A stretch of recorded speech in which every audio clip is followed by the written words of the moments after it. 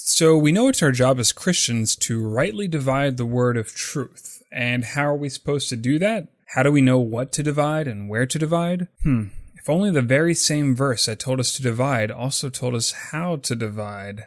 Oh wait, it does. We have to study. So let's start with the Old Testament.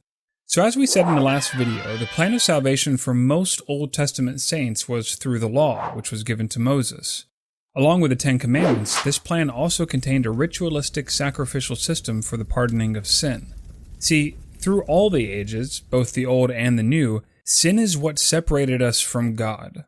God is perfect and holy, and if he allowed even the tiniest fraction of a percent of sin into his kingdom, then he wouldn't be 100% pure and holy. And since it's our flesh that contains sin, and the life of the flesh is in the blood, only blood can pay for sin. And we'll cover that in another video.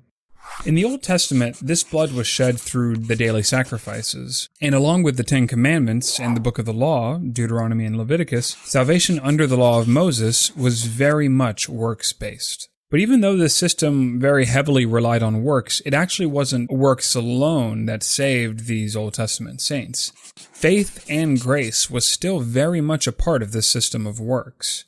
Yes, the Jews had to keep the law, but they also had to have faith. This is why by the time Christ shows up in the New Testament, the Jewish people are in such a poor state. Yeah, they're keeping the sacrifices, but they've lost their faith. The law had lost all its meaning to them. It was just transactional. Basically, the priest became a glorified butcher, and the sacrifice, which was once a delight to God, became a stench. Though ye offer me burnt offerings and your meat offerings, I will not accept them. Neither will I regard the peace offerings of your fat beasts.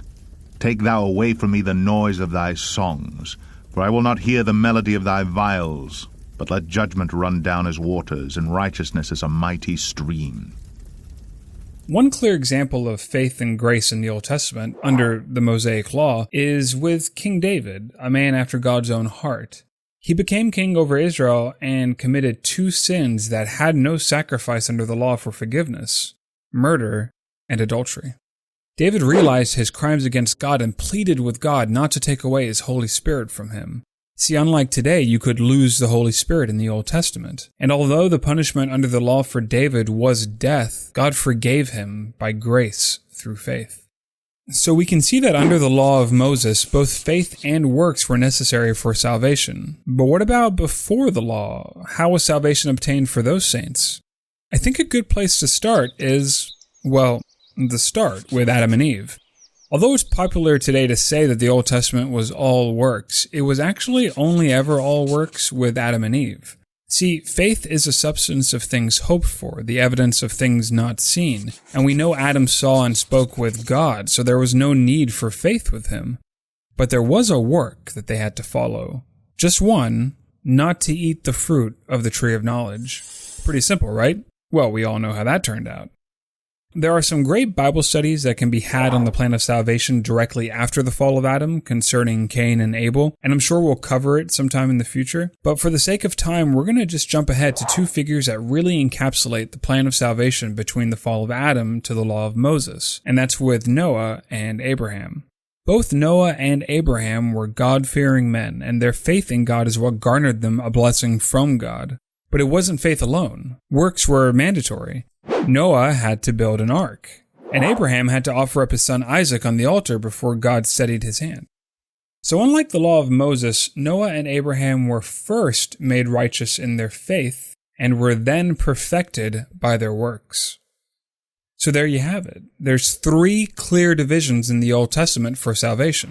First with works alone through Adam, then faith and works before the law with Noah and Abraham, and finally with works and faith under the law of Moses. There's a lot more we could get into and make even further divisions, but the point of these videos are to keep things simple and to show you that there were in fact divisions in the Old Testament, just like there are divisions in the New Testament.